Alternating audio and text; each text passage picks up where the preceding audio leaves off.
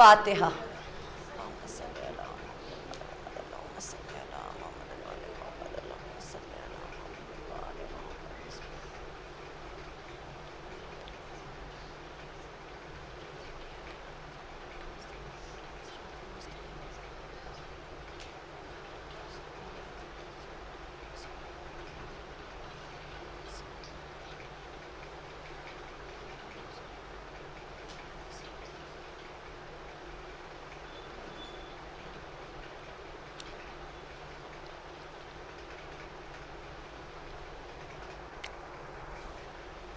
اعوذ باللہ من الشیطان الرجیم، بسم اللہ الرحمن الرحیم، الحمدللہ رب العالمین، الصلاۃ والسلام علی سید المرسلین، سیدنا و نبینا و شفیعنا ابوالقاسم محمد صلوات۔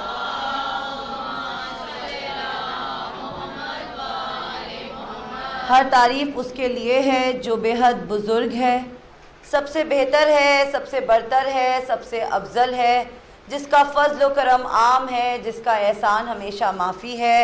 اے وہ خدا کی یاد جس کی شیری ہے، پروردگار عالم تیرا لاکھ لاکھ شکر ہے کہ تو نے ہمیں اتنی نعمتوں سے نوازا ہے اور ہماری ان مجلسوں کو محمد و آل محمد کے صدقے میں قبول فرما۔ ایک صلوات۔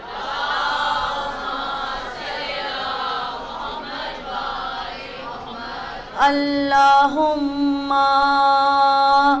صلی وسلم وجیہ وبارک ولا صاحب دعوت نبوی یا صلوات۔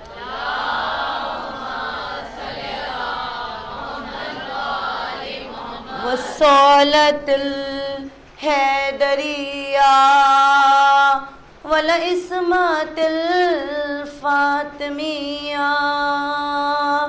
والحلم الحسنیہ وشجاعت حسینیہ والعبادت السجادیہ والموسور الباقریہ والآثار الجعفریہ والعلوم الکاظمیہ والضمانات الرضویہ والجود تقویہ والنقابت نقویہ والہیبت العسکریہ والغیبت المہندیہ۔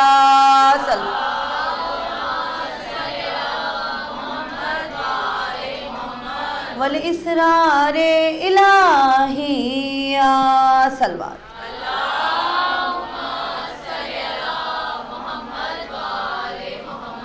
سب سے پہلے آپ سب مومنات کی خدمت میں میرا سلام ہے، اور جیسا کہ ہمارا عقیدہ ہے کہ جب ہم اس فرش عزا کو بچھاتے ہیں تو کوئی آئے یا نہ آئے، وہ بیویاں وہ شہزادیاں ضرور آتی ہیں، تو ہمارے لاکھوں سلام و درود ہوں ہماری شہزادیوں کے اوپر۔ ایک صلوات پڑھیں۔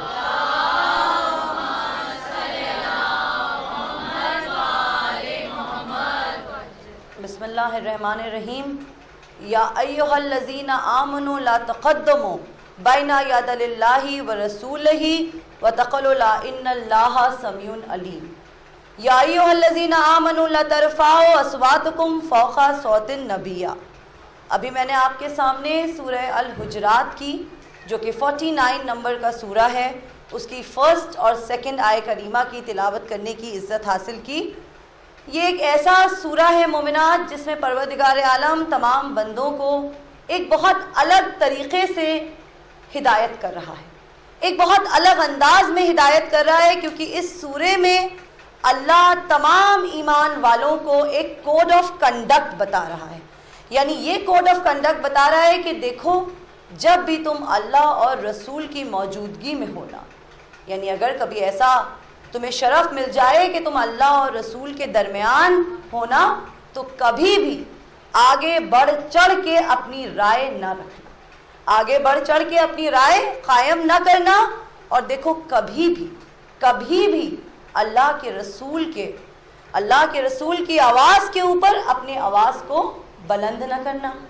جس طرح سے تم ایک دوسرے کے ساتھ آرگیو کرتے ہو مثلاً یا جھگڑا کرتے ہو, جس طریقے سے تم ایک دوسرے کے سامنے اپنی آوازوں کو بلند کرتے ہو, اس طرح سے کبھی بھی نبی کے درمیان اپنی آوازوں کو بلند نہ کرنا.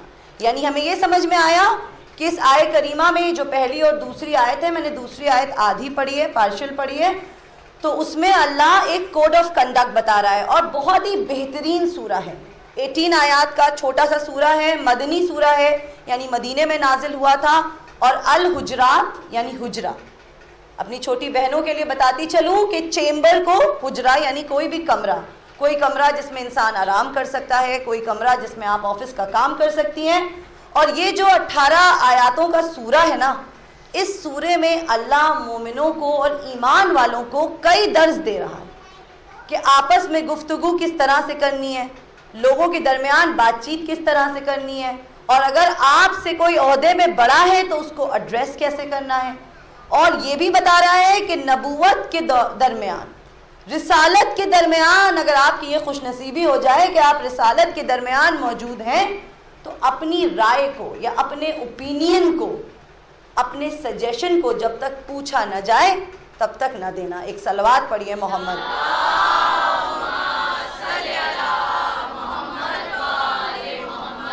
اب آج کا جو میری مجلس کا موضوع ہے, میں پوری ذمہ داری کے ساتھ پڑھ رہی ہوں کہ یہ بہت ڈیفیکلٹ موضوع ہے, اس لیے مجھے آپ کا ساتھ چاہیے ہے, کیونکہ اتنا آسان نہیں ہے میرے لیے کہ میں یہ پڑھ پاؤں. آج میں ایک ایسی حدیث پڑھنے جا رہی ہوں جو پوری ذمہ داری کے ساتھ میں یہ کہہ سکتی ہوں کہ مجلسوں میں بہت کم پڑھی جاتی ہے, اور مجلسوں میں تو کیا, اس کے بارے میں ڈسکشن بھی بہت کم ہوتا ہے. آج میں وہ حدیث پڑھنے جا رہی ہوں جس کے لیے ابن ماجہ نے کہا ہے ان رضیتا کل رضیتا, یعنی what a disaster it is of Thursday. آج جو میں آپ کے سامنے حدیث پڑھنے جا رہی ہوں اس کو کیلامٹی آف تھرسڈے کے نام سے بھی جانا جاتا ہے, اور اس کو رضیت ام القمیص, یا پھر میں یہ کہوں کہ رضیت یوم القمیص کے نام سے بھی جانا جاتا ہے. میری بہنوں کے لیے میں یہ بتا دوں کہ اس حدیث کو اگر ہم ایک لے مین لینگویج میں پوچھیں کہ یہ حدیث کون سی ہے, تو یہ حدیث ہے حدیث آف پین اینڈ پیپر, اور اس کو کہا جاتا ہے کیلامٹی آف تھرسڈے. اور یہ حدیث کافی, ویسے حدیث تو کافی سمپل ہے, لیکن اگر ہم اسلامک ہسٹری میں, اسلامک تاریخ میں اٹھا کے دیکھیں تو اکثر اس حدیث کو اندر چھپا دیا گیا.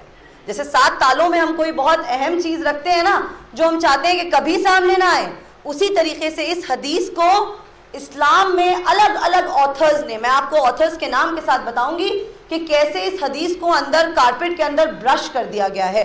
اور یہ حدیث بہت ہی سمپل ہے, لیکن اس سے پہلے کہ ہم یہ شروع کریں, موضوع شروع کریں, ہمیں یہ سمجھنا ضروری ہے کہ اس حدیث کو ہم پڑھ ہی کیوں رہے ہیں, ہم کیوں پڑھ رہے ہیں, مطلب ہر چیز کا ایک ریلیونس ہوتا ہے نا, تو اس حدیث کی ریلیونس کیا ہے. تو ایک بہت ہی بنیادی بات ہے, بنیادی فاؤنڈیشنل بات یہ ہے کہ جب سورہ الحجرات جو کہ 49 نمبر کا سورہ ہے, جس کی آیت کی ابھی میں نے آپ کے سامنے تلاوت کی, کہ جب اللہ نے ایک کوڈ آف کنڈکٹ انسانوں کے لیے اور ایمان والوں کے لیے سیٹ کر دیا ہے کہ اپنی آوازوں کو کبھی نبی کی آواز پہ بلند نہ کرنا, یا نبی کی کمپنی میں, نبی کے درمیان کبھی اپنی رائے کو آگے بڑھ چڑھ کے نہ رکھنا, اس کے باوجود بھی اگر ہمیں اسلامک ہسٹری میں اگر ہمیں ایسے لوگ مل جاتے ہیں, یا میں یہ کہوں ایسے صحابی رسول مل جاتے ہیں جنہوں نے بڑھ چڑھ کے اپنی رائے نبی کے سامنے رکھی ہے, اور ایک بار نہیں مومنوں, اہل مجلس کئی بار رکھی.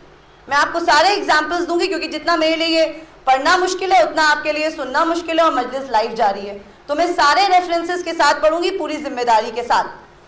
تو یہ حدیث کیا ہے, حدیث بہت سمپل سی ہے, اور اس کا ریفرنس ہمیں صحیح البخاری میں مل جائے گا. یعنی 6 بکس ہیں اہل سنت کی, صحیح البخاری, صحیح المسنوی, سنن ابو داؤد, سنن ابن ماجہ, الترمذی اور النساء. یہ 6 بکس ہیں. میں اپنی الکافی اور بہار الانوار کی تو بات کر ہی نہیں رہی ہوں, میں ان کی کتابوں کی بات کر رہی ہوں. اور اس میں احمد بن حنبل کی مسند, احمد بن حنبل کی جو مسند ہے جو انہوں نے لکھی ہے, اس میں بھی آپ کو یہ حدیث مل جائے گی. اور حدیث کو پڑھنے سے پہلے بس میں یہ بتانا چاہوں گی کہ اگر قرآن میں اللہ صاف کہہ رہا ہے کہ نبی کی آواز پہ کبھی اپنی آواز کو بلند نہ کرو, اور اس کے باوجود اگر ہمیں ایسے صحابی رسول مل جائیں جنہوں نے اپنی آوازوں کو نبی کی آوازوں پہ بلند کیا ہے، تو کیا ہم یہ نہیں کہہ سکتے کہ یہ اصحاب الظلم ہیں؟ کیا ہم یہ نہیں کہہ سکتے کہ یہ ایک پریسیڈنٹ سیٹ کرتا ہے کہ اگر ہم فرسٹ آف آل محمد کو کویشچن کر سکتے ہیں تو ہم ریسٹ آف آل محمد کو بھی کویشچن کریں گے؟ یہ ایک فاؤنڈیشنل پوائنٹ ہے، یہ اصحاب الظلم ہے، یعنی establishment of operation, foundation of operation and pillar of operation against آل محمد۔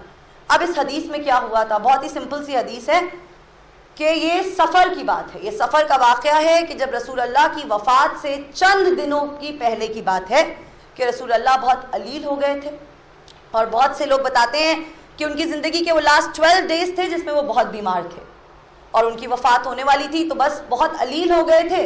تو کچھ صحابی رسول کو ملنے کے لیے آئے، جیسے ہم کسی کی بھی عیادت کے لیے جاتے ہیں، سنت ہے، تو وہ ملنے کے لیے آئے جیسے عیادت میں آتے ہیں، اور اس کے بعد جب آ کر کے بیٹھے تو گفتگو شروع ہوئی۔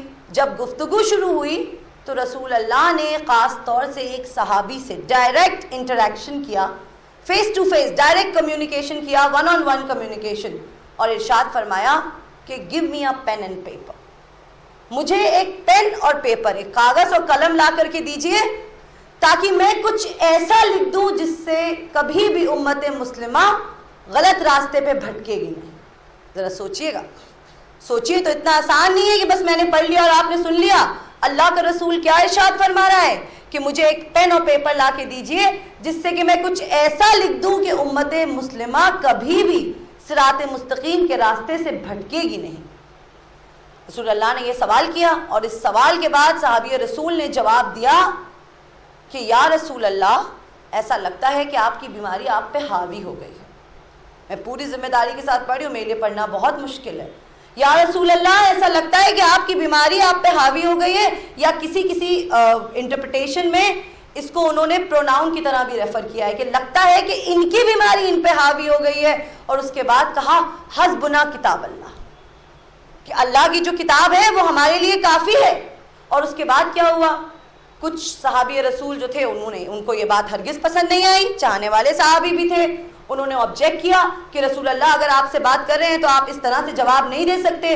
تو کچھ نے آبجیکٹ کیا، کچھ نے جسٹیفائی کیا، اور پھر سب آپس میں لڑنے لگے، سارے صحابی آپس میں لڑنے لگے، اور ایک شور سا بپا ہو گیا، یعنی اتنی آوازیں بلند ہو گئیں کہ اس کے بعد رسول اللہ نے کچھ ایسا فرمایا جو پوری ان کی لائف ہسٹری میں ضمانت کے ساتھ پڑھ رہی ہوں انہوں نے کبھی کسی سے نہیں کہا۔ اور اس کے بعد اگر میں اس کا ترجمہ بتاؤں، کیونکہ ایک ایک کر کے ہم اس کو ایگزامن کریں گے، رسول اللہ ارشاد فرماتے ہیں کہ تم سب کے سب یہاں سے چلے جاؤ، تم سب کے سب یہاں سے چلے جاؤ، اور پھر سارے وہاں سے چلے گئے۔ اب بہت ہی سمپل حدیث ہے، میں نے آپ کو بتائی، آپ نے بہت آسانی سے سمجھ لی ہوگی، صاحب علم کا مجمع ہے۔ مجھے سمجھ میں نہیں آتا مسلمانوں کو یہ حدیث اتنی ڈیفیکلٹ کیوں لگتی ہے، اتنی کنٹروورشیل کیوں لگتی ہے؟ سمپل سی حدیث ہے، لیکن اس حدیث کو ہمیں ایگزامن کرنے کی ضرورت ہے۔ کیوں ایگزامن کرنے کی ضرورت ہے؟ On the first level just think about it کہ آپ کا جو نبی ہے نا وہ آپ سے کسی چیز کا سوال کر رہا ہے۔ سبحان اللہ، سبحان اللہ، کتنے خوش قسمت ہیں وہ لوگ کہ جن کے بیچ میں رسالت گفتگو کرتی تھی، یعنی وہ ہم ان کی ایک بار ان کے چہرے مبارک کی طرف نگاہ ڈال لیں، ہماری تو زندگی ایسے ہی ہمیں نجات مل جائے گی، اور یہاں کے رسول ہم سے خود متوجہ ہو کر کے کسی چیز کا سوال کر رہے ہیں۔ تو ذرا سوچئے، اپنے اوپر رکھ کے سوچئے، میں چاہتی ہوں کہ آپ سب امیجن کیجئے کہ اگر ہمیں وہ خوش قسمتی ملی ہوتی نا کہ ہم رسالت کے بیچ میں بیٹھے ہوتے اور اللہ کا رسول ہم سے کسی چیز کا سوال کر رہا ہوتا کہ give me a pen and paper. بہت سمپل چیز ہے، ارے اگر ہمارے اختیار میں ہوگا، اگر ہماری کیپیسٹی میں ہوگا، اگر ہماری کیپیبلٹی میں ہوگا تو ہم اپنی جانیں نثار کر دیں گے، ہم اپنی اولادوں کو نثار کر دیں گے، ہم اپنے والدین کو نثار کر دیں گے۔ لیکن مسلمان بڑے افسوس کی بات ہے کہ اللہ کا رسول ایک چھوٹی سی چیز کا سوال کر رہا ہے، اور کیا ہوگا اگر ہم وہاں موجود ہوتے؟ واللہ وی ول رن ٹو گیٹ دیٹ تھنگ۔ پہلا کچھ کویشچن کرنے کا مطلب ہی نہیں بنتا ہے، کیونکہ on the first level it is about مودت آف اہل بیت، کہ جب ہم نے کہا ہے نا اجر رسالت، اللہ نے کہا تھا کہ اے میرے حبیب اجر رسالت مانگ لیجئے، اجر مانگ لیجئے، تو اجرت جب مانگی تھی اور جب مسلمانوں نے اجرت دی تو کیا اجرت مانگی تھی؟ الا المودۃ وفی القربیٰ، کہ مجھ سے اور میرے قرابت داروں سے مودت رکھو. اب مودت مجھے ایکسپلین نہیں کرنی کیونکہ مجلس کہیں اور چلی جائے گی، مجھے پوری حدیث پڑھنی ہے. بس میں اتنا کہوں کہ مودت میں محبت ایک ایسے لیول کی ہوتی ہے، ایک ایسی ڈگری کی ہوتی ہے کہ اس میں لو بھی ہوتا ہے اور فرما برداری بھی ہوتی ہے. محبت بھی ہوتی ہے اور فرما برداری بھی ہوتی ہے. اور یہ کہا جائے کہ مودت ہم اس سے رکھتے ہیں جس کے دوست کو دوست رکھتے ہیں، جس کے دشمن کو دشمن رکھتے ہیں. تو واللہ پوری دنیا میں اہل بیت طاہرین کے علاوہ ہمیں ایسی کوئی ذات نہیں ملے گی کہ جس کی مودت واجب ہو. ایک صلوات پڑھیے.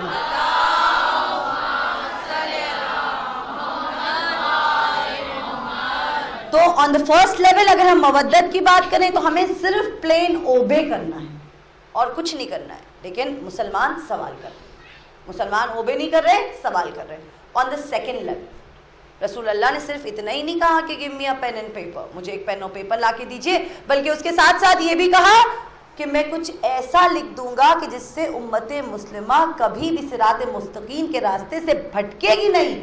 لا تددلوا بعدا، بہت غور فرمانے کا یہ مقام ہے. لا تددلوا بعدا یعنی کبھی بھی جو امت مسلمہ ہے وہ ادھر ادھر بھٹکے گی نہیں. ذرا سوچئے کہ آپ کو نبی نے یہ بتایا کہ اب میری زندگی کے، میری حیات کے کچھ چند دن بچے ہیں اور ہدایت کرنے والا آپ کے درمیان سے جانے والا ہے. یہ اللہ کا نور، یہ نوری بندے ہیں، انہیں اللہ نے نور سے خلق کیا ہے.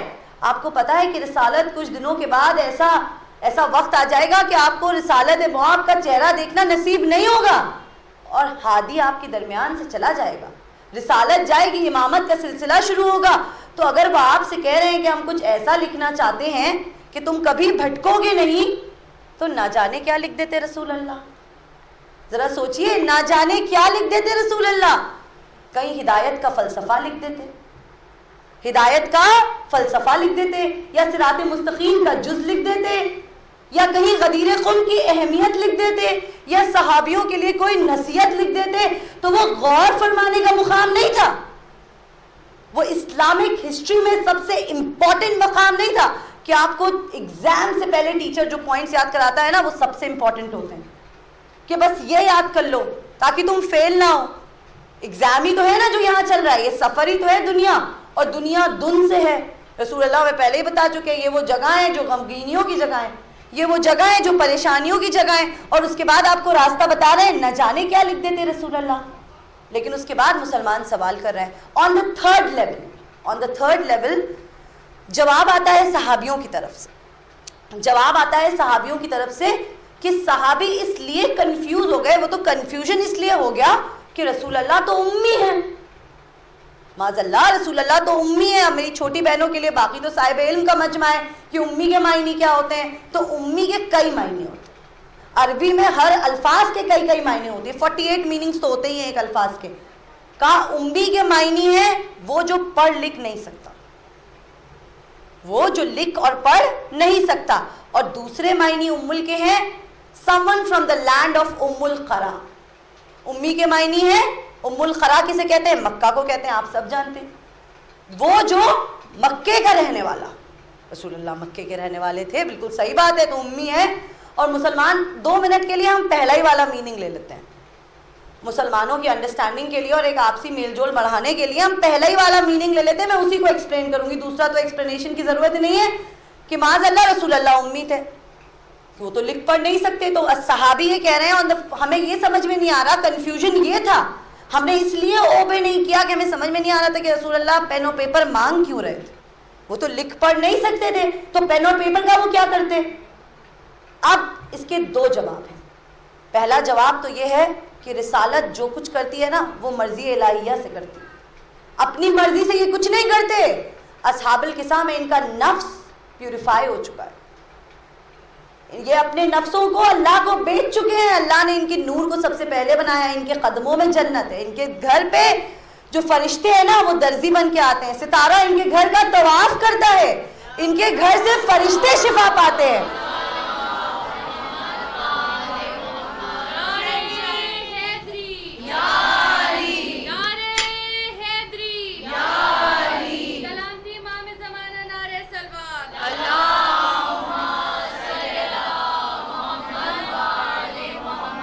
اگر پہلے والے پوائنٹ کو ہی ایکسپلین کیا جائے کہ رسول اللہ تو امی ہیں، وہ لکھ پڑھ نہیں سکتے، تو پہلی بات تو یہ آپ سے سوال کیا جا رہا ہے، آپ اوبے کیجئے، آپ کو سوچنے کے لیے کسی نے نہیں کہا ہے۔ اور آن دا سیکنڈ لیول اگر ہم اس بات کو تھوڑا اور سمجھ لیں کہ عرب کے جو لوگ تھے نا وہ بہت ہی جاہل قسم کے لوگ تھے، گنتی انہیں آتی نہیں تھی، اور ان کے درمیان میں رہ کر کے دین اسلام کو پھیلانا رسول اللہ کے لیے بہت مشکل کام تھا، بہت مشقتیں اٹھائی ہیں، بہت مشکلیں اٹھائی ہیں، اور اس کے بعد اسلام کو پھیلایا ہے۔ تو جس ٹائم تنزیل کا وقت تھا نا، یعنی جو ریولیشن کا وقت تھا، اس وقت مصلحت خدا سے رسول اللہ نے پبلکلی کبھی لکھا نہیں، اور اس کا ایک ریزن تھا، بہت ہی لاجیکل ریزن یہ تھا کہ عرب کے اتنے جاہل لوگ ہیں کہ اگر لکھتے پڑھتے دیکھ لیا تو کہہ دیں گے کہ قرآن انہوں نے ہی لکھا ہے۔ قرآن اللہ کا کلام رسول کے قلب پہ نازل ہوا ہے، تو کہیں مسلمان یہ نہ کہہ دیں کہ یہ رائٹر آف قرآن ہے، یہ اپنے معاذ اللہ اپنے دل سے بتا رہے ہیں ساری باتیں، تو اس لیے مسلمانوں کے درمیان پبلکلی کبھی لکھا نہیں۔ اب اگر اپنے آخری وقت میں وہ لکھنا چاہتے ہیں تو ہماری کیا جرت کہ ہم سوال کریں، ہماری کیا بساط کہ ہم سوال کریں؟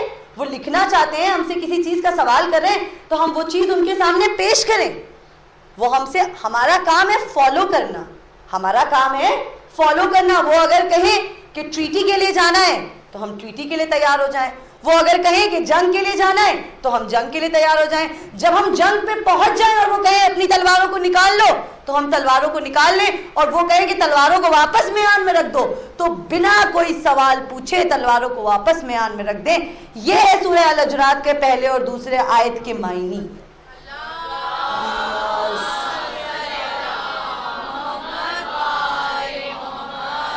یہ اللہ کی مرضی سے سب کچھ کرتے ہیں۔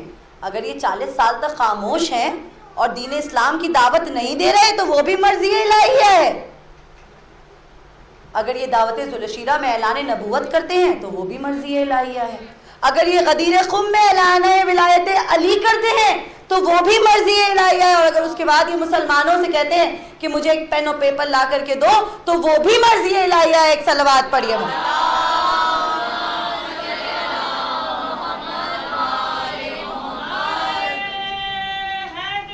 یا علی یا علی۔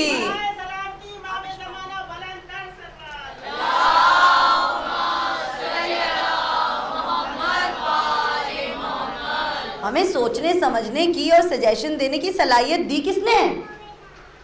ہمیں صلاحیت کس نے دی؟ کیا ہم اپنے علم کا مظاہرہ کریں گے شہر علم کے سامنے؟ کیا ہماری یہ بساط کہ ہم اپنے علم کا مظاہرہ کریں گے شہر علم کے سامنے؟ یہ وہ نوری بندے ہیں کہ جنہیں دنیا کی تخت و تاج کی کوئی پرواہ نہیں رہی ہے۔ یہ اپنی جان کو جوخم میں ڈال کے، یہ اپنی جان کی پرواہ کیے بغیر بستر رسول پہ سو جاتے ہیں۔ اوپر موت کا سایہ ہے کہ کبھی بھی قریش آ کے قتل کر سکتے ہیں، لیکن انہیں پرواہ نہیں ہوتی۔ اور میں یہ کہوں گی جن کے ایمان مستحکم نہیں ہوتے ہیں نا، جن کے ایمان مستحکم نہیں ہوتے ہیں وہ رسول کی موجودگی میں بھی چیخ چیخ کے روتے ہیں۔ جن کے ایمان مستحکم نہیں ہوتے وہ رسول کی موجودگی میں بھی چیخ چیخ کے روتے ہیں۔ بہت سناٹا ہے، شاید میں نے بہت آرام سے کہہ دیا یا آپ نے بہت آرام سے سن لیا یا میں کہہ نہیں پائی تو اس پوائنٹ کو ایکسپلین کرنے کے لیے، اس نقطے کو سمجھانے کے لیے میں مولانا مرحوم طاہر جروری صاحب کی مجلس کا ایک پوائنٹ پیش کرنا چاہوں گی۔ اللہ ان کے درجات کو بلند کرے اور اس پوائنٹ کا ثواب ان کو پہنچے۔ صلوات پڑھیے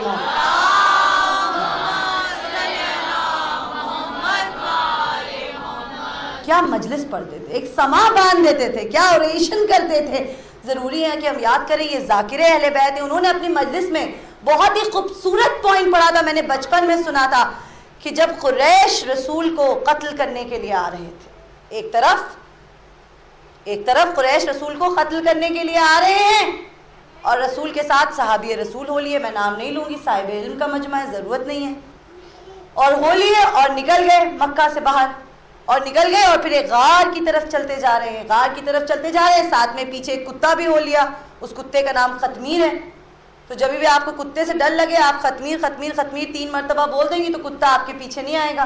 خیر یہ الگ کی بات تھی۔ اب آگے بڑھتے گئے، جب آگے بڑھے غار میں چلے گئے, غار میں داخل ہو گئے, اور پھر مکڑی نے ایک جالا بنا لیا, ایک ویب بنا لیا. ہزارہ سال لگتے ہیں مکڑی کو اتنا بڑا ویب بنانے کے لیے, لیکن اللہ کی مصلحت سے ایک سیکنڈ میں بن گیا, ایک لمحے میں بن گیا. جالا بنا لیا اور وہ کتا باہر ہی بیٹھ گیا. وہ کتا اندر نہیں گیا, وہ باہر ہی بیٹھ گیا, اور اس نے یہ سوچا کہ جب قریش آئیں گے تو میں دوسری طرف اشارہ کر دوں گا تو قریش ڈائیورٹ ہو جائیں گے. نصرت کر رہا ہے رسالت کی, اب فضائل ہیں, اس کے فضائل ہیں تو ہم بیان کر رہے ہیں. کتا غار میں نہیں گیا, باہر بیٹھا. اے کتے تو اندر چلا جا, اندر بھونکوں گا تو وہ نہ سمجھیں گے بھی تو جان جائیں گے کہ صحابہ. ایک صلوات پڑھیے مولانا.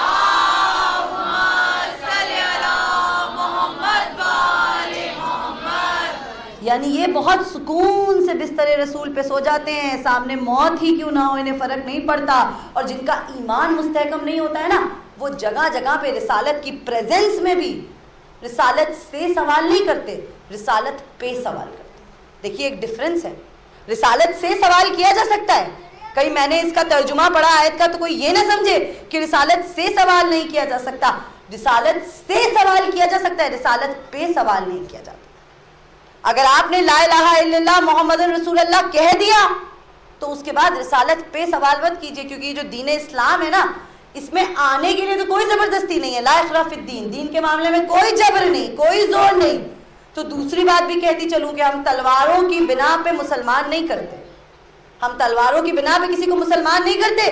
تو آپ دین میں آئیں یا نہ آئیں آپ کی چوائس ہے, لیکن ایک بار جب آپ نے دین کی دعوت کو قبول کر لیا نا تو اس کے بعد آپ رسالت پہ سوال نہیں کر سکتے. کیونکہ اگر آپ رسالت پہ سوال کرتے ہیں نا تو واپس میں اسی آیت پہ جاتی ہوں جہاں سے میں نے اپنی مجلس کا آغاز کیا تھا کہ پروردگار عالم ارشاد فرما رہا ہے کہ اللہ اور رسول کی موجودگی میں کبھی اپنی رائے آگے نہ رکھو. تو اب آپ اور ہم ضرور یہ سوچ رہے ہوں گے کہ اللہ کی موجودگی, ہمیں تو وہ خوش نصیبی ملی نہیں کہ اللہ کی موجودگی ہو. تو قرآن کی جو ایک ایک آیت ہے نا وہ ہمیشہ سے اور ہمیشہ تک کے لیے ہے, تا قیامت تک کے لیے ہے. تو کس نے اللہ سے سوال کیا تھا؟ کیا کسی نے اللہ سے سوال کیا تھا؟ تو یہی جو در ہے, یہی جو یونیورسٹی ہے, اسی سے ہم نے سیکھا کہ ابلیس نے اللہ سے سوال کیا تھا. ابلیس نے اللہ سے سوال کیا تھا. 6000 ایئرز تک سجدے کیے ہیں, 6000 ایئرز تک حمد خدا کی ہے, اور اس کے بعد ایک سوال پہ ابلیس کو جنت سے اللہ نے برخاست کر دیا. بس نام وام کٹ گیا, برخاست کر دیا, banished forever. ذرا آپ سوچئے کہ one moment of insult towards Prophet Adam and Iblis is banished forever. ایک لمحہ تھا انسلٹ کا, کیونکہ کیا کہہ رہا ہے ابلیس, پہلے وہ شیطان نہیں تھا. اس جو یہ گفتگو کی ہے نا, یہ جو سوال جواب کیے ہیں, اس نے اس کو ابلیس سے شیطان بنا دیا. کیا اس نے کہا؟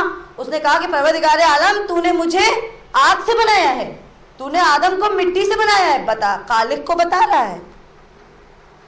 سوال یہ اٹھے گا کہ خالق کو بتا رہا ہے, خالق نہیں جانتا کہ تجھ کو کس سے بنایا ہے اور آدم کو کس چیز سے بنایا ہے.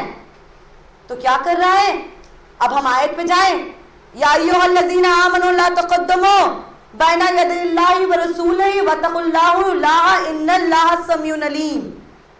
کہ اللہ اور رسول کی موجودگی میں آگے آ کر کے سوال نہ کرو, اپنی رائے کو بڑھ چڑھ کے نہ رکھو, ان کی آوازوں پہ اپنی آوازوں کو بلند نہ کرو, ان سے کراس کویشچننگ نہ کرو, ان سے بحث نہ کرو. تو بحث کون کر رہا ہے؟ ابلیس کر رہا ہے, اللہ سے بحث کر رہا ہے. ایک مومنٹ, ایک لمحہ تھا اور بینشڈ ہو گیا. ذرا سوچئے کہ ایک لمحے کی انسلٹ ٹورڈز پروفٹ آدم. یہی تو کہا تھا کہ پروردگار عالم میں اور 6000 سال تک تجھے سجدے کر لوں گا لیکن آدم کے سامنے سجدہ نہیں کروں گا. تو اللہ نے کیا جواب دیا تھا کہ یہاں پہ بات فرما برداری کی ہے, یہاں پہ سجدے کی بات نہیں تھی. سجدے تو بہت کی, ذرا سوچئے کہ ہم سے کتنے سجدے خضا ہو جاتے ہیں, ہم سے کتنے سجدے خضا ہو جاتے ہیں. بات سجدے کی نہیں تھی, بات فرما برداری کی تھی, بات اوبے کی تھی کہ اللہ کہہ رہا ہے اور ابلیس سوال کر رہا ہے. تو یا علی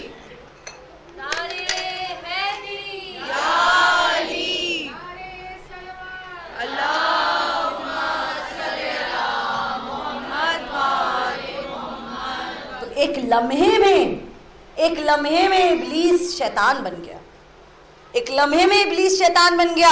اب on the 4th level, on the fourth level اگر ہم سوچیں کہ عمر ابن الخطاب نے کیا کہا تھا رسول اللہ سے، دیکھیے میں بہت صاف صاف پڑھ رہی ہوں، بہت اسٹریٹ فارورڈ ہو کے پڑھ رہی ہوں، کیا کہا تھا رسول اللہ سے، کہا کیا تھا، بہت ضروری ہے، اس کا انالیسس بہت ضروری ہے.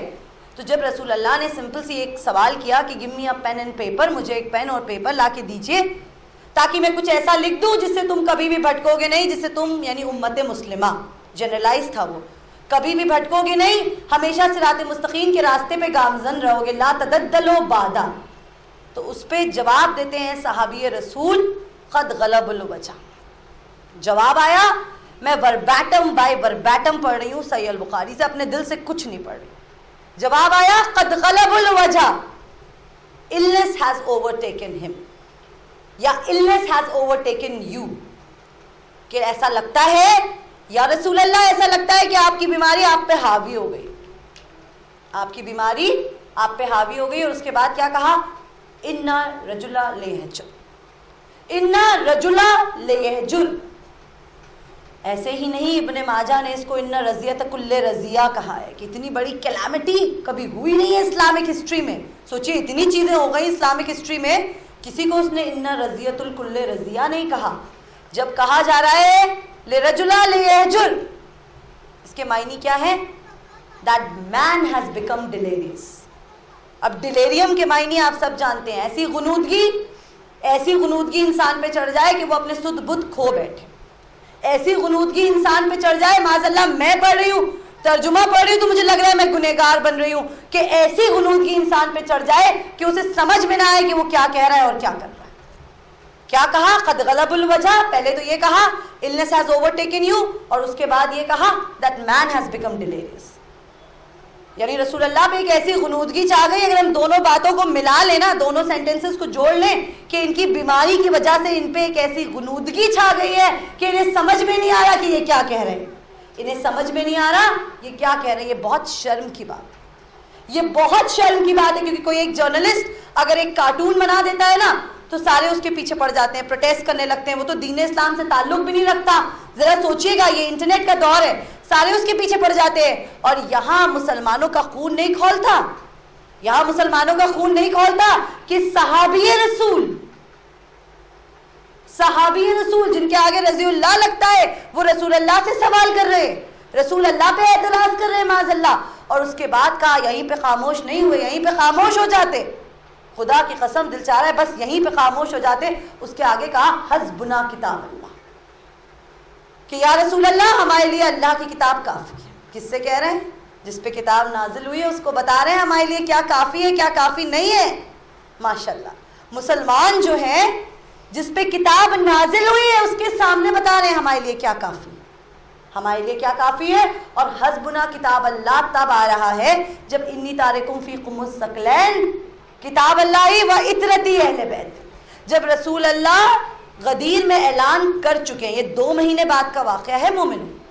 18 ذی الحجہ کو جب رسول اللہ اپنے آخری حج سے لوٹ رہے تھے تو غدیر قم پہ اعلان کیا تھا، من کنت مولا فہذا علی مولا. صرف اتنا ہی نہیں کہا تھا، اس کے ساتھ ساتھ یہ بھی کہا تھا انی تارکم فیکم الثقلین کتاب اللہ و اطرتی اہل بیتی، کہ میں تمہارے درمیان 2 وزنی چیزیں چھوڑ کے جا رہا ہوں، ایک اللہ کی کتاب اور دوسرے میرے اہل بیت. اور اس کے بعد شانہ پکڑ کے بتایا تھا کہ کون اہل بیت ہے. ایسا نہیں کہ کوئی کنفیوژن تھا، سب کے کجاوے لے لیے تھے، ممبر بنایا تھا. یہ آج جو ممبر ہے نا یہ اسی ممبر غدیر کے ممبر کی شبیہ ہے جس پہ ہم مجلس پڑھ رہے ہیں. سب کو بتایا تھا، اچھی طریقے سے بتایا تھا، اور کنفیوژن اس لیے بھی نہیں ہے کیونکہ کتابیں موجود ہیں. سب سے پہلے آئے تھے مولا کائنات کے پاس ان کی بات پہ لبیک کہنے کے لیے. یہ ورباٹم ہے، یا علی آپ تو مولا ہو گئے، من کنت مولا فہذا علی مولا پہ لبیک نہ کہا ہوتا. اللہم صلی علی محمد نعرہ حیدری یا علی، نعرہ قمبری نعرہ بوزری نعرہ صلوات.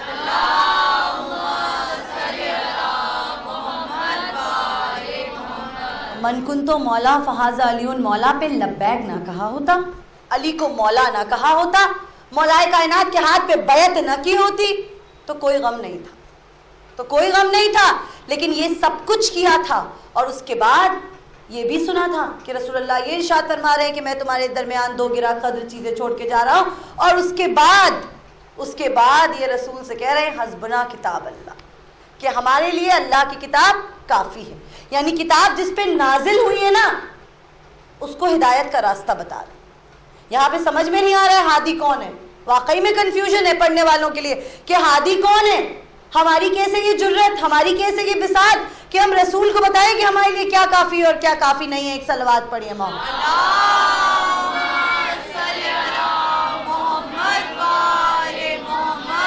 اور میں یا علی یا علی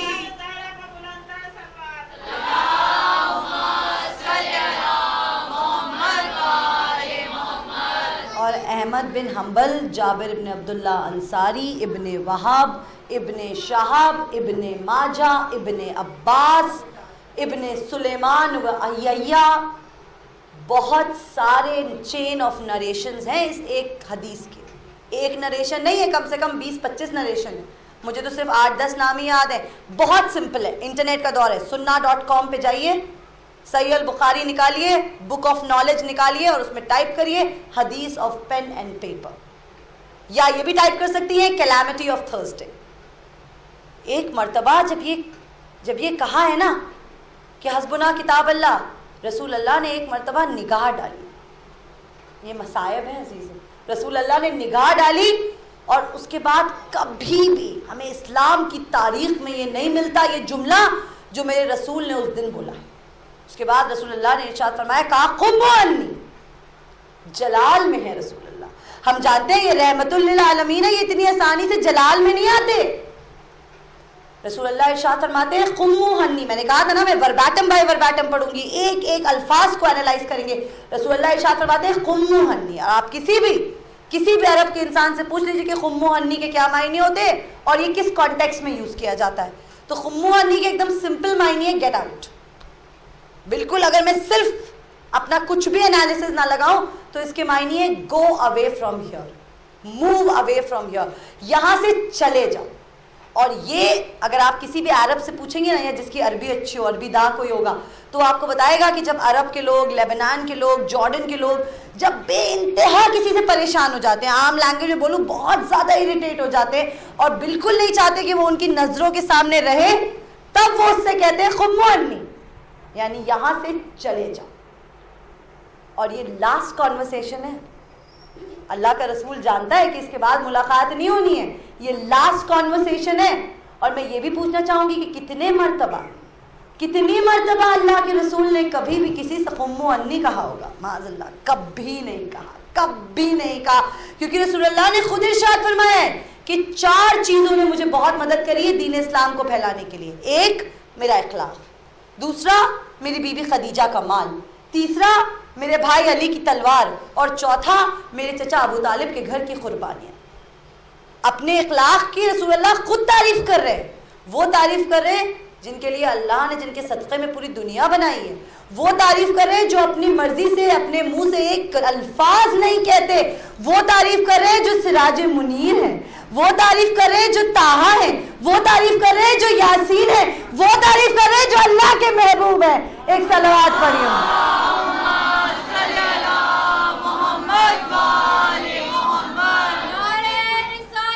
یا رسول اللہ،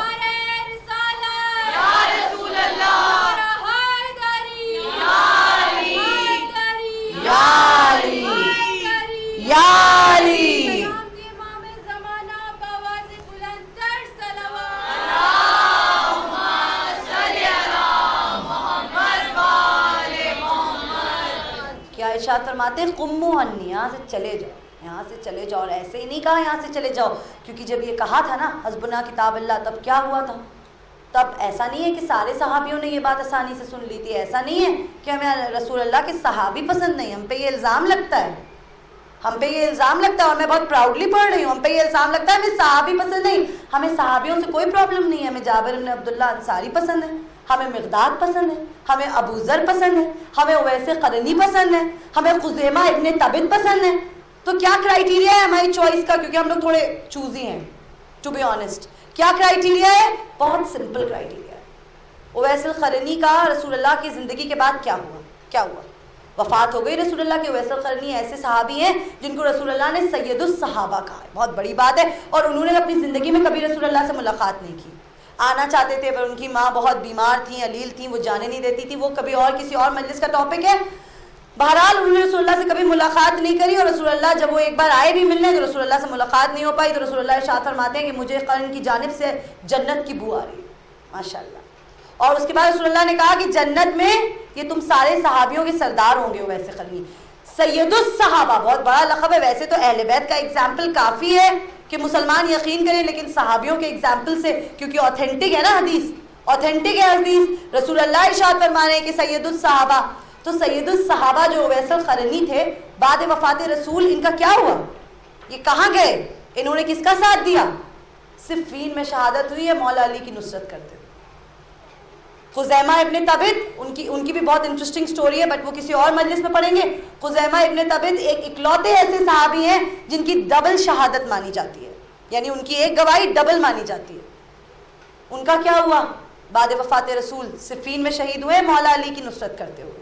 تو ایسا نہیں ہے کہ ہمیں صحابیوں سے کچھ پرابلم ہے, بٹ ہمارا ایک کرائیٹیریا ہے, اور وہ کرائیٹیریا غدیر خم. جس نے غدیر خم میں رسول اللہ کی بات پہ لبیک کہا, ہمیں اس سے کوئی تکلیف نہیں, ہمیں اس سے کوئی تکلیف نہیں. کیا رسول اللہ جواب دیتے ہیں؟ خمو انی, یہاں سے چلے جاؤ. اور کب کہا؟ ایسے ہی نہیں کہا خمو انی. جب کہا جب کچھ صحابیوں کو یہ بات اچھی نہیں لگی کہ رسول اللہ سے اس طرح سے بات کر رہے ہیں, اس طرح سے گفتگو کر رہے ہیں, تو وہ صحابی آپس میں آبجیکٹ کرنے لگے کہ آپ یہ کس طرح سے بات کر رہے ہیں, آپ اس طرح سے بات نہیں کر سکتے. کچھ صحابی جسٹیفائی کرنے لگے. تو ادھر سے آبجیکشن آ رہا ہے, ادھر سے جسٹیفیکیشن آ رہا ہے, اور اس کے بعد سب کی آوازیں بلند ہونے لگی اور سب آپس میں لڑنے لگے. سب آپس میں لڑنے لگے. جہاں سے میں نے اپنی مجلس کا آغاز کیا تھا کہ کبھی بھی اپنی آوازوں کو نبی کی آواز پہ بلند نہ کرو, کبھی بھی اپنی آوازوں کو نبی کی آوازوں پہ بلند نہ کرو. سارے آپس میں لڑنے لگے. اور جب لڑنے لگے ان نارمل سیناریو, یہ بہت بار ہوا ہے مسجد نبوی, ایسا نہیں ہے کہ یہ پہلی بار ہو رہا ہے. سب آپس میں لڑنے لگتے تھے, سب بولنے لگتے تھے, کوئی بول ہی نہیں سکتا ہے. تو نارمل سیناریو میں رسول اللہ ارشاد فرماتے تھے کہ سارے خاموش ہو جائیے. رسول اللہ ارشاد فرماتے تھے سب چپ ہو جائیے, سب آرام سے بیٹھ جائیے, سٹ پیسفلی. بہت پیار سے سمجھاتے تھے. اس دن جلال میں کہہ رہے قمو انی, سارے کے سارے یہاں سے چلے جاؤ, سارے کے سارے یہاں سے چلے جاؤ. ذرا سوچئے, ذرا سوچئے. میں آپ کے لیے بس ایک پوائنٹ, اور میں مصائب کی منزل پہ آؤں گی, بہت لمبا ہو رہا ہے ڈسکشن. ذرا سوچئے, when the last thing on your CV is you are asked to leave by رسول اللہ. اچھی نوکری نہیں ملتی اگر آپ کسی آرگنائزیشن سے asked to leave ہو جائے نا. اگر آپ کوئی جاب کر رہے ہو, چھوٹی سی دنیا کی جاب, اور آپ کو نکال دیا جائے, اسی لیے ہم لوگ جب جاب چھوڑتے ہیں تو سوچتے ہیں کہ اپنا ٹرم پورا کر لیں, پہلے سے نوٹس دے دیں تاکہ جب جائیں تو اچھا سرٹیفکیٹ ملے ایکسپیرینس کا. لاسٹ چیز آپ کی سی وی پہ یہ ہے کہ آپ کو رسول اللہ نے کہا تھا get out from here, move from here, یہاں سے نکل جاؤ. قمو انی, یہ آپ کے لاسٹ تھنگ, یہ لاسٹ چیز ہے آپ کے سی وی پہ. اچھی نوکری نہیں ملتی دنیا میں, یہاں خلافت مل گئی. ایک صلوات پڑھیے محمد.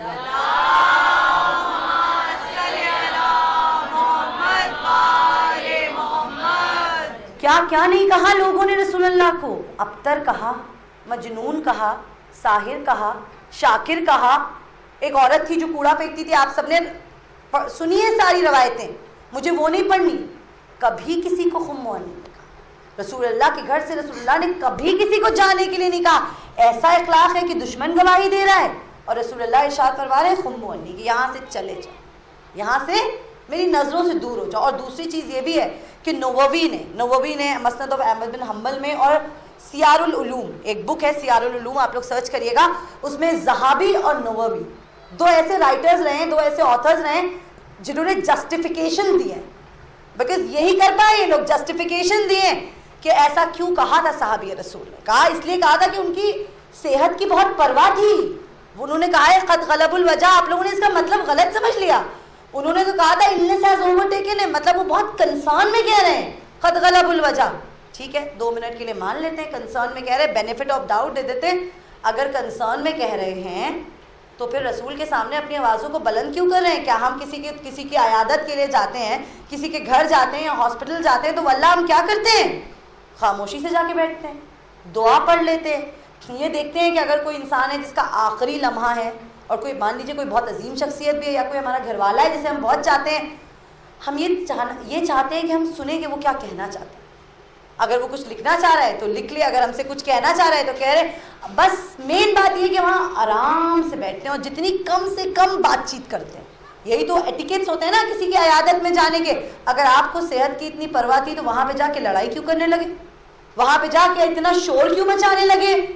شور کیوں مچا رہے تھے؟ کہیں اس لیے تو نہیں مچا رہے تھے کہ یہ رسول اللہ غدیر پہ واپس سے ایمفیسس نہ کر دیں، کیونکہ اگر غدیر پہ واپس سے انڈر لائن کر دی، واپس سے آؤٹ لائن کر دی تو ثقیفہ کا واقعہ کیسے ہوگا؟ تو ثقیفہ کا واقعہ کیسے ہوگا؟ تو شہزادی کورین سے باغ فدق کیسے چھینا جائے گا؟ 25 سال ممبر رسول سے، ذرا سوچئے، غدیری ممبر سے علی ابن ابو طالب علیہ السلام کو لعنت کیسے بھیجی جائے؟ کہیں یہ تو نہیں سوچ رہے تھے مسلمان؟ جب مسلمان یہ سوچ رہے ہیں تو کیا اللہ کے رسول نے کبھی مولا کائنات کو آگاہ کیا تھا کہ ایسا دن آئے گا؟ یقیناً کیا تھا، یقیناً کیا تھا۔ اور رسول اللہ نے مولا کائنات سے ارشاد فرمایا تھا کہ جس طرح سے مجھ سے قرآن کی تنزیل پہ سوال اٹھائے گئے ہیں، یا علی آپ سے قرآن کی تحویل پہ سوال اٹھائے جائیں گے، جس سے مجھے قرآن کے ریویلیشن پہ سوال اٹھائے گئے۔ ابو جہل نے سوال اٹھایا تھا یا نہیں اٹھایا تھا؟ ابو سفیان نے سوال اٹھایا تھا کہ نہیں اٹھایا تھا؟ رسول اللہ ارشاد فرماتے ہیں کہ جیسے مجھ سے قرآن کی تنزیل پہ سوال اٹھائے گئے ہیں، آپ سے قرآن کی تحویل پہ سوال اٹھائے جائیں گے، آپ سے قرآن کی تحویل پہ سوال اٹھائے جائیں گے۔ اور میں ایک اور بات کہتے ہوئے بس مصائب کی منزل پہ آتی ہوں کہ یہ پہلی بار نہیں تھی جب صحابی رسول نے سوال اٹھایا ہے، رسالت سے نہیں، رسالت پہ سوال کیا ہے۔ آپ لوگ جا کے پڑھیے گا، میں ابھی مجلس میں پڑھنے کا وقت نہیں ہے، اس کے لیے 2-3 مجلسیں لگ جائیں گی۔ ٹریٹی آف حدیبیہ میں بھی سوال کیا تھا۔ ٹریٹی آف حدیبیہ جو قریش کے ساتھ رسول اللہ کی ٹریٹی ہوئی تھی کہ یہ اللہ کے رسول نہیں ہے، یہ قریش کے ساتھ ٹریٹی کیسے کر سکتے ہیں؟ سوال۔ بہت بار جنگیں ہوتی تھیں تو دشمنوں کے لوگوں کو واصل جہنم کیا جاتا تھا، تو ان کی لاشیں ہوتی تھیں۔ جب رسول اللہ بتانے جا رہے ہیں کہ ان کا کیا کرنا چاہیے، کہ ان کو کفن دینا چاہیے کہ نہیں دینا چاہیے، دفن کرنا چاہیے یا دشمنوں کو واپس کر دینا چاہیے، سجیشن، یا رسول اللہ یہ کر لیتے ہیں، اوپینین، رائے۔ اسامہ کا لیڈرشپ کا سوال، ایک چھوٹے سے قبیلے کا لیڈر چننا ہے، رسول اللہ کہتے ہیں اسامہ جو ہے وہ بہت ہونہار ہے، اسامہ بہت بہادر ہے، اسامہ کو لیڈر بنا دیتے ہیں اس چھوٹے سے قبیلے کا۔ پھر سے سوال، پھر سے فیصلے پہ کویشچن، یا رسول اللہ اسامہ صرف 18 سال کا ہے، ایج شیمنگ کر رہے ہیں، یا رسول اللہ اسامہ صرف 18 سال کا ہے، یہ کیسے لیڈر بن جائے گا؟ آپ الگرا کو لیڈر بنا دیجیے۔ قرآن کیا کہہ رہا ہے کہ نبی کے سامنے اپنی رائے قائم نہ کرو، جب تک پوچھا نہ جائے تب تک نہ بولو، نبی کے سامنے آرگیو نہ کرو۔ اور بہت سی ایسے مرتبے ہیں جس پہ سوال پہ سوال اٹھائے ہیں، اور اسی لیے شہزادی زینب نے جب وہ یزید کے دربار میں تھی نا، تو اسی لیے شہزادی زینب نے اپنے خطبے میں کہا، بی بی کا وہ جملہ کہ تمہیں اے یزید، ہم تمہیں پوری طریقے سے بلیم نہیں کر سکتے اس دن کے لیے کہ آج اہل حرم یہاں بے مخنع و چادر کھڑے ہیں، ہم تمہیں پوری طرح سے بلیم نہیں کر سکتے، کیونکہ کربلا ویکیوم میں نہیں ہوئی، کربلا آئسولیشن میں نہیں ہوئی، کربلا کی تیاری 50 سال پہلے سے ہو رہی تھی، کربلا کی تیاری 50 سال پہلے سے ہو رہی، کیونکہ اگر معاویہ نے نہ دیکھا ہوتا کہ کوئی بھی لیڈر بن کے بیٹھ جاتا ہے، میں غدیر قم کے اعلان کے بعد ثقیفہ میں لیڈر چن لیا جاتا ہے، پہلے خلیفہ کے جانے کے بعد دوسرا خلیفہ نومینیٹ کر دیا جاتا ہے،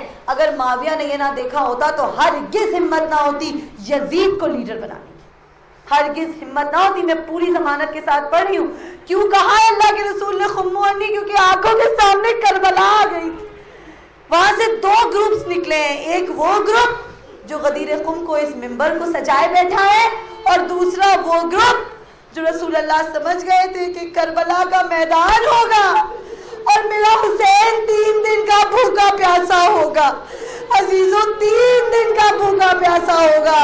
بس جب رسول اللہ کا آخری وقت آتا ہے نا تو جبریل امی جنت سے لوبان لے کے آتے ہیں، اور اس کے بعد رسول اللہ نے اس لوبان کے 4 حصے کیے، اور بی بی سے کہا کہ یہ 4 حصے رکھ دو، اے بی بی، اے شہزادی، ایک حصہ میرے لیے ہے، یہ دوسرا حصہ علی کے لیے ہے، یہ تیسرا حصہ آپ کے لیے ہے، اور یہ چوتھا حصہ میرے حسن کے لیے ہے۔ آپ کی اور ہماری سمجھنے کی روایت ہے شہزادی جانتی ہیں، ماں کا دل تڑپ گیا، کہا بابا میرے حسین کے لیے کچھ نہیں رکھا۔ چھوٹے سے امام ہے، 5-6 برس کا سن ہے، کہا بابا میرے حسین کے لیے کچھ نہیں رکھا۔ کہا ہے بی بی ارے لبان کی ضرورت اسے پڑتی ہے جس کا دفن و کفن ہوتا ہے، ارے حسین کا لاشا کربلا کی جلتی زمین میں اڑیا پڑا ہوگا۔ کہا بابا وہ ایسا وقت آئے گا تب ہم نہیں ہوں گے۔ کہا کوئی نہیں ہوگا، نہ علی ہوں گے، نہ بیٹی تم ہوگی، نہ میں ہوگا، نہ حسن ہوں گے۔ کہا تو بابا یہ بتائیے میرے بیٹے کو روئے گا کون؟ ارے رسول اللہ کا وہ جملہ گریہ کیا، اتنا گریہ کیا کہ غش آ گیا۔ کہا اللہ ایک قوم پیدا کر دے گا، ایک قوم ایسی پیدا کر دے گا جو تا قیامت تیرے بیٹے کا ماتم کرے گی۔